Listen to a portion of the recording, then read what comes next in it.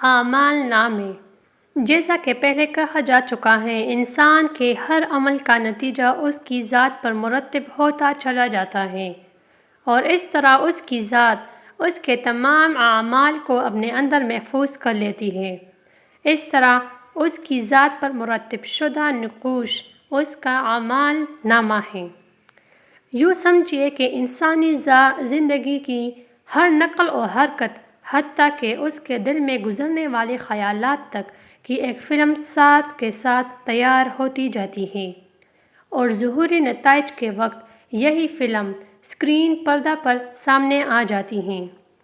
لیکن چونکہ قرآن کریم میں اس قانون کی کارفرمائی کو دنیاوی نظام عدل کی تشبیہات کی روح سے سمجھایا گیا ہے، اس لیے کہیں یہ کہا گیا ہے کہ تمہارا کوئی عمل خدا کی نگاہوں سے پوشیدہ نہیں، اور ظاہر ہے کہ جس جرم کی عینی معتبر گواہ موجود ہیں اسے ثابت کرنے میں کوئی دقت پیش نہیں آتی۔